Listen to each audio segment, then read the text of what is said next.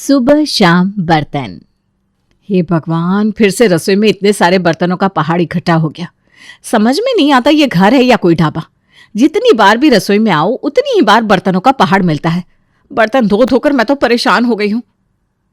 बेचारी नीतू सिंक में इतने सारे बर्तन देकर पहले ही इतनी परेशान थी कि तभी बाहर से सासू माँ की आवाज आती है, बहू जरा एक कप चाय बनाकर तो लाना। जी ला रही हूं माँ जी। एक तो पहले ही धोने के लिए इतने सारे बर्तन हैं, ऊपर से चाय का ऑर्डर आ गया। पता नहीं दिन में कितनी बार चाय पीनी होती है इन लोगों को। नीतू चाय चढ़ाकर सारे बर्तन धोकर अपनी सास को चाय देने जाती है और किचन में जाकर शाम का खाना बनाने लगती है। खाना तो बन गया, एक काम करती हूँ, सर्विंग बाउल में खाना निकालकर सारे बर्तन अभी धो देती हूँ, वरना खाना खाने के बाद फिर से ढेर लग जाएगा। नीतू ने जिन बर्तनों में खाना बनाया था वो उन बर्तनों को धो देती है और खाना टेबल पर सर्व करती है। अरे भाभी, ये क्या बना दिया आज अपने खाने में? आपको पता है ना मुझे बैंगन की सब्जी बिल्कुल पसंद नहीं है। हाँ भाभी, आपको कुछ अच्छा सा बनाना चाहिए था ना। अरे इतना अच्छा खाना तो बनाया है बहू ने, और सिर्फ बैंगन की सब्जी थोड़ी ना खाने के लिए बनाई है, आलू की सब्जी भी तो बनाई है, वो खा लो। पापा आलू खा खा कर बहुत बुरी तरह पक चुके हैं। मेरा तो अब खाने का बिल्कुल भी मन नहीं करता। आप लोग ही खाओ ये खाना, मैं तो अपने लिए नूडल्स बनाने जा रही हूँ। ये खाना खाने का तो मेरा भी मन नहीं कर रहा। मैं भी अपने लिए आमलेट और चाय बना लेता हूँ। अरे लेकिन मैंने जो इतना सारा खाना बनाया है वो कौन खाएगा? हमारा ये सब खाने का मन नहीं है भाभी, आप खा लो और भैया को खिला दो। तुम लोग भी ना हद करते हो। जब खाना बना रही थी तब भी तो पता था ना क्या बना रही हूँ, तब मना नहीं कर सकते थे क्या? अब किचन में जाकर कुछ और बनाओगे, फिर से बर्तनों का पहाड़ इकट्ठा कर दोगे। मैं तो बर्तन धो धोकर परेशान हो गई हूँ। नीतू बेचारी इतनी परेशान होकर ये सब कहती है, लेकिन उसकी बात पर कोई ध्यान ही नहीं देता। श्रेया और विवेक अपने आप अलग से खाना बनाकर अपने कमरे में चले जाते हैं और रात को जब नीतू किचन में दूध गर्म करने आती है तो फिर से सिंक में उसे बर्तनों का पहाड़ इकट्ठा मिलता है। हे भगवान, हद हो गई।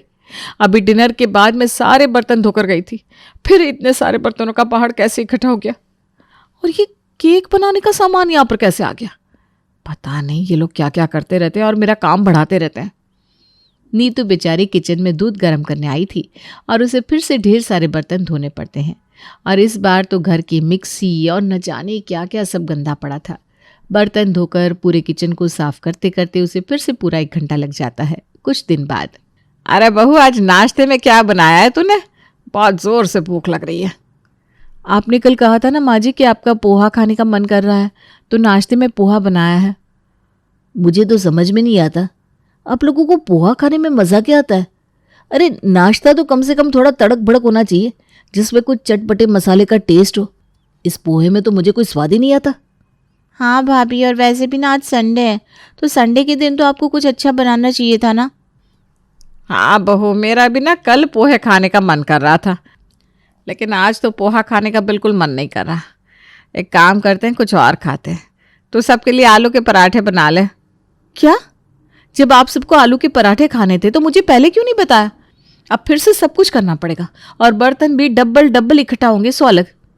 नीतू बेचारी फिर से किचन में जाती है, सबके लिए दोबारा नाश्ता बनाती है और सिंक में फिर से बर्तनों का पहाड़ लग जाता है। सब आलू के पराठे खाते हैं और नीतू सारे बर्तन धोकर अपने रूम में चली जाती है। यार, बहुत दिनों से मूंग की दाल का हलवा नहीं खाया। मूंग की दाल का हलवा खाने का बहुत मन कर रहा है, चलो चलकर बनाती हूँ। श्रेया किचन में मूंग की दाल का हलवा बनाने के लिए जाती है। मैंने हलवा बनाने के लिए दाल को भिगोकर तो नहीं रखा था, तो इंस्टेंट तरीके से ही हलवा बनाना पड़ेगा। यूट्यूब पर देखती हूँ, शायद कोई अच्छी रेसिपी मिल जाए। श्रेया यूट्यूब पर मूंग की दाल का हलवा बनाने के लिए इंस्टेंट रेसिपी ढूंढती है और मूंग की दाल का हलवा बनाना शुरू करती है। दाल को धोकर सुखा लिया और भून भी लिया, अब इसे मिक्सर में पीसना पड़ेगा। श्रेया दाल को मिक्सर में पीसती है और फिर कढ़ाई में घी डालकर उसे भूनती है और दूसरी तरफ पतीले में चाशनी बनने के लिए रख देती है, लेकिन चाशनी बनाने के चक्कर में हलवा जल जाता है। हे भगवान, ये क्या हो गया? एक तो इतनी मेहनत से ये सब किया था, ऊपर से हलवा जल गया। लेकिन मेरा तो हलवा खाने का बहुत मन कर रहा है, अब क्या करूं? एक काम करती हूँ, अब सूजी का हलवा ही बना लेती हूँ। यहाँ श्रेया सूजी का हलवा बनाने में लग जाती है और उधर गैस पर रखा हुआ चाशनी का पतीला भी जल जाता है। हे भगवान, ये आज बार बार क्या हो रहा है? पहले कढ़ाई जल गई, अब पतीला भी जल गया। अगर भाभी ने देख लिया तो बहुत सुनाएगी। चलो छोड़ो, कोई बात नहीं, 2-4 बातें बोल भी लेंगे तो क्या हुआ, बर्तन तो उन्हें ही धोने हैं। श्रेया मूंग का हलवा बनाने के चक्कर में पूरा किचन फैला कर चली जाती है। नीतू अपना बाकी का काम निपटा कर जैसे ही शाम की चाय बनाने के लिए किचन में आती है तो किचन का हाल देखकर उसका सर चकरा जाता है। हे भगवान, ये क्या हाल बना रखा है किचन का।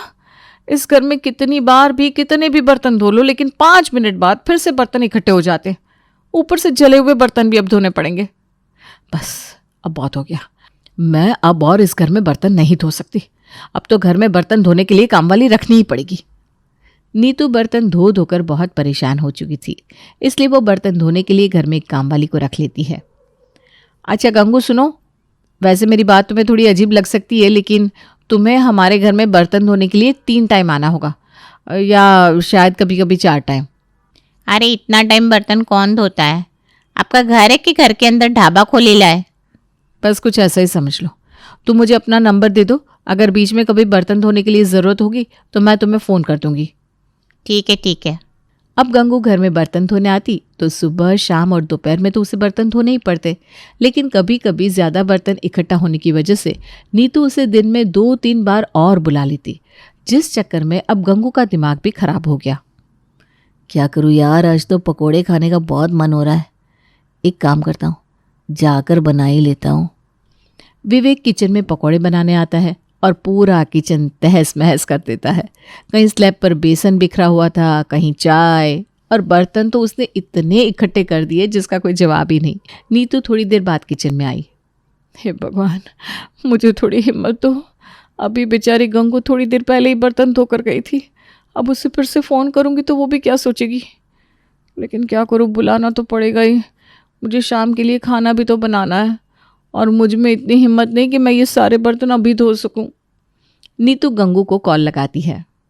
हेलो गंगू, देख मुझे पता है कि तेरे आने का टाइम अभी रात को है, लेकिन वो ना बहुत सारे बर्तन इकट्ठा हो गए हैं, तू धोने के लिए आ जाना, मैं तुझे एक्स्ट्रा पैसे भी दे दूंगी। अरे देवा, माफ़ करना भाभी, लेकिन इससे अच्छा है मैं किसी ढाबे पर बर्तन धोने का काम कर लेती। इतने बर्तन तो उधर भी इकट्ठे नहीं होते। देखो भाभी, मेरे को माफ़ कर दो, लेकिन मैं और आपके घर में काम नहीं कर सकती। सुबह से शाम जब देखो बर्तन बर्तन बर्तन।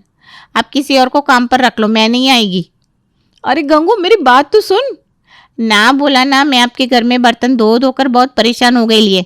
प्लीज़ मेरे को फ़ोन मत करना, वरना मेरे को डिप्रेशन आ जाएगा। बाय भाभी।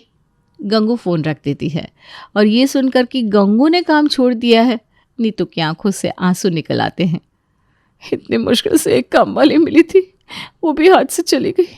अब फिर से मुझे ये सारे बर्तन खुद धोने पड़ेंगे, लेकिन मेरे अंदर इतनी हिम्मत नहीं कि सारे बर्तन मैं धो सकूं। हे भगवान, मुझे कोई तो रास्ता दिखा। तभी नीतू के दिमाग में एक आइडिया आता है। हाँ, एक काम करती हूँ, खाना खाने के लिए घर में डिस्पोजेबल ले आती हूँ, फिर बर्तन धोने का झंझट ही खत्म। अब ये सोचकर नीतू घर में डिस्पोजेबल बर्तन ले आती है, लेकिन खाना बनाने के लिए घर वाले बाकी बर्तन इकट्ठा कर देते और डिस्पोजेबल में खाकर डस्टबिन के ऊपर डिस्पोजेबल बर्तनों का पहाड़ लगा देते और पूरा किचन कम डस्टबिन ज़्यादा लगता। इन लोगों ने तो मुझे परेशान करके रख दिया है, समझ में नहीं आता आखिर करूँ तो क्या करूँ। इतने डिस्पोजेबल बर्तन तो भंडारे में भी नहीं लगते होंगे जितने ये लोग एक दिन में इकट्ठा कर लेते हैं। बस अब बात हो गया, मुझे इसका कोई परमानेंट सॉल्यूशन चाहिए। नीतू को तो इसका कोई परमानेंट सॉल्यूशन नहीं मिल पाता, लेकिन कुछ समय बाद उसके देवर की शादी होती है और घर में आती है नीतू की नई नवेली देवरानी कोमल। आज तुम्हारी पहली रसोई है कोमल, तो क्या बना रही हो खाने में? दीदी, मैंने सबके लिए मटर पनीर, आलू गोभी, हलवा, पुलाव, रायता और पूरियाँ बनाई हैं। सबको पसंद तो है ना? यहाँ पसंद तो सबको सब कुछ है, लेकिन फिर भी कुछ ना कुछ अलग ज़रूर करना होता है इसलिए ज़्यादा बुरा मत मानना। क्या मतलब? मैं कुछ समझी नहीं दीदी। कोई बात नहीं, धीरे धीरे समझ जाओगी। अच्छा, अगर तुम्हें कोई मदद चाहिए तो मुझे बता देना। नहीं दीदी, खाना बनकर तैयार हो गया है, बस अब सर्व करना बाकी है। अच्छा ठीक है, लाओ मैं तुम्हारी मदद कर देती हूँ। कोमल की पहली रसोई थी, वो सबको खाना परोसती है और सबको खाना बहुत अच्छा भी लगता है। वाह बेटा, खाना तो तुमने बहुत अच्छा बनाया है। खाकर मज़ा आ गया भाई। हाँ कोमल, खाना सच में बहुत टेस्टी बना है। खाना खा पीकर सब लोग अपने अपने कमरे में चले जाते हैं और दोनों देवरानी जेठानी मिलकर सारे बर्तन धो देती हैं। थोड़ी देर बाद बहू ने खाने में हलवा बनाया था, लेकिन मेरा तो खीर खाने का मन था। अब मेरा खीर खाने को मन करता है तो मैं क्या करूं? वैसे खीर खाने का तो मेरा भी मन कर रहा है। एक काम करती हूँ, मैं जाकर खीर बनाकर लाती हूँ। मधु खीर बनाने के लिए जाती है और खीर बनाकर अपने कमरे में ले आती है। थोड़ी देर बाद श्रेया किचन में जाती है।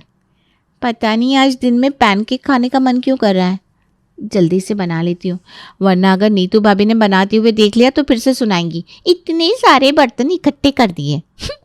श्रेया भी पैनकेक बनाकर ले जाती है और उसके साथ अपने लिए मिल्क शेक भी बनाकर ले जाती है। थोड़ी देर बाद कोमल किचन में पानी पीने के लिए आती है तो किचन में इतने सारे बर्तन देखकर हैरान रह जाती है। अरे अभी तो मैं और दीदी सारे बर्तन धोकर गए थे, तो किचन में इतने सारे बर्तन कहाँ से इकट्ठे हो गए। उसके बाद तो हमने खाने के लिए कुछ भी नहीं बनाया। तभी नीतू चाय बनाने के लिए किचन में आती है। अरे दीदी, अच्छा हुआ आप आ गई। सबके खाना खाने के बाद हम दोनों ने मिलकर बर्तन धोए थे ना, तो फिर ये इतने सारे बर्तन कहाँ से आ गए, समझ में नहीं आ रहा। अरे यहाँ तो रोज़ ऐसा ही होता है। मैं खाना खाने के बाद बर्तन धोकर जाती हूँ और जब वापस आती हूँ तो किचन में बर्तन ही बर्तन होते हैं। सबके अपने अपने अलग टेस्ट है, तो कोई कुछ बनाता है तो कोई कुछ, लेकिन सब बस बर्तन इकट्ठे करते रहते हैं। धोने में कोई मदद नहीं करता। क्या? अगर ऐसा है तो हमें बर्तन धोने के लिए घर में किसी मेड को रखना चाहिए, वरना तो हम पूरा दिन बर्तन ही धोते रहेंगे। ये भी करके देख लिया मैंने कोमल, लेकिन इतने बर्तन धोते धोते मेड भी परेशान होकर काम छोड़कर चली गई थी। इसीलिए तो मुझे ये सारे बर्तन धोने पड़ते हैं। कोई बात नहीं दीदी, आप परेशान मत हो, मैं आ गई हूँ ना, आपके ऊपर काम का प्रेशर अब ज़्यादा नहीं पड़ेगा। चलो, कोई तो घर में आया जिसने मेरे बारे में भी सोचा। आखिरकार एक बहू का दुख एक बहू ही समझ सकती है। अभी तो कोमल के लिए ये बस एक ट्रेलर था, इसलिए समझ नहीं आ रहा था कि जब इतने बर्तन धोने पड़ेंगे तो उसका क्या हाल होगा। ससुराल में कुछ दिन बीतते हैं और उसकी ससुराल में उसका आधे से ज़्यादा समय अपनी जेठानी के साथ बर्तन धोने में ही चला जाता है। तभी कुछ दिन बाद कोमल किचन में पानी की बोतल लेने आती है तो देखती है उसकी ननद श्रेया किचन में कुछ बना रही है और उसने ढेर सारे बर्तन इकट्ठा किए हैं। अरे श्रेया, तुम ये क्या बना रही हो? अभी अभी तो सब लोगों ने खाना खाया। हाँ भाभी, खाना तो खाया, लेकिन मेरा ना फ्रूट कस्टर्ड खाने का बहुत मन कर रहा है और साथ में सैंडविच भी बनाई है। मूवी देख रही थी ना तो खाने का मन कर गया। अरे लेकिन 2 चीज़ें बनाने में इतने सारे बर्तन कैसे इकट्ठा हो गए? तुम्हें थोड़े देखकर बर्तन इस्तेमाल करने चाहिए ना। दीदी और मैं इतने सारे बर्तन धोने में बहुत परेशान हो जाते हैं। अरे भाभी, बर्तन धोने में क्या परेशान होना, बस साबुन लगाकर पानी से ही तो धोना है। और वैसे भी असली मेहनत तो खाना बनाने में लगती है, इसलिए जो खाने का मन करता है वो तो हम लोग अलग से खुद ही बना लेते हैं ना। आपको तो बस सबके लिए नॉर्मल खाना बनाकर बर्तन धोने होते हैं। कोमल को श्रेया की ये बात सुनकर बहुत गुस्सा आता है, लेकिन वो उस टाइम उसे कुछ नहीं कहती। वो सीधी नीतू के कमरे में जाती है और उसे सारी बात बताती है। मैंने तो तुम्हें पहले ही कहा था, यहाँ पर सब ऐसे ही हैं। दीदी, आप ना बहुत भोली हो, इसीलिए सब आपके भोलेपन का फ़ायदा उठाते हैं। घर का काम करने की जिम्मेदारी सिर्फ बहू की नहीं होती। कोमल भी तो इस घर की बेटी है, तो उसे भी तो काम करवाने में हमारी मदद करवानी चाहिए ना। और वैसे भी वो तो कोई जॉब भी नहीं करती, तो हमारी मदद आसानी से कर सकती है। अरे लेकिन उसे कुछ भी बोलने का कोई फ़ायदा नहीं है कोमल, वो कुछ नहीं करने वाली। कैसे नहीं करेगी? हम शाम को खाने के टाइम इस बारे में बात करेंगे। दोनों बहुएं शाम को टेबल पर सबके लिए खाना लगाती है। तभी कोमल बात छेड़ती है। हमें आप सबसे कुछ बात करनी है। हाँ बोलो बहू, क्या बात है? मम्मी जी, बात यह है कि हम दोनों घर का काम करते करते बहुत थक जाते हैं और हमारे घर में कोई मेड भी काम करने को तैयार नहीं है। साफ सफाई तक तो ठीक है, लेकिन बर्तन हर 2 घंटे में इकट्ठा हो जाते हैं, इसलिए श्रेया को भी घर के काम में हमारी हेल्प करनी चाहिए। अरे लेकिन जब मेरी 2 भाभियाँ हैं तो मुझे घर में काम करने की क्या ज़रूरत है? दोनों है तो सही घर का काम करने के लिए। अरे हम भी इंसान हैं, हमारी भी एक काम करने की कैपेसिटी है। हमारे पास घर का काम इतना ज़्यादा हो जाता है कि आराम करने का टाइम भी नहीं मिलता और इतनी थकान हो जाती है। ऊपर से जब देखो तब किचन में बर्तन इकट्ठा रहते हैं और तुम तो कह रही थी ना मेहनत तो खाना बनाने में लगती है, बर्तन धोने में नहीं। तो आज से कम मेहनत वाला काम तुम करना। मतलब कि आज से घर में जितने भी बर्तन इकट्ठा होंगे वो सब तुम धोना, और बाकी का जितना भी काम होगा वो मैं और दीदी देख लेंगे। हाँ श्रेया, कोमल ठीक ही तो कह रही है। वैसे भी हमेशा से नीतू घर का काम करती आई थी। अब कोमल और नीतू मिलकर घर का काम करती है, लेकिन तुमने कभी उनके काम में मदद नहीं की। तुम भी तो घर की बेटी हो, तो तुम्हें भी अपनी भाभीयों की मदद करवानी चाहिए ना। क्यों पापा, मैंने ठीक कहा ना? हाँ बेटा, बात तो तुम्हारी ठीक है, काम में मदद तो करवानी चाहिए। श्रेया बेटा, आज से तुम घर के सारे बर्तन धोना और बाकी सारा काम तुम्हारी भाभियाँ संभाल लेंगी। कोमल ऐसी हाजिर जवाबी से सबके सामने अपनी बात रखती है कि श्रेया को घर के सारे बर्तन धोने के लिए मजबूर होना ही पड़ता है। और जब ये जिम्मेदारी खुद श्रेया पर आती है तो वो घर के 3 टाइम के खाने के अलावा बाकी घर के किसी सदस्य को अलग से कुछ बनाने की इजाज़त ही नहीं देती, और घर वालों की आदत के साथ साथ अपनी आदत भी सुधार लेती है। इसीलिए कहते हैं जब तक जिम्मेदारी खुद पर ना पड़े तब तक इंसान सुधरने का नाम ही नहीं लेता।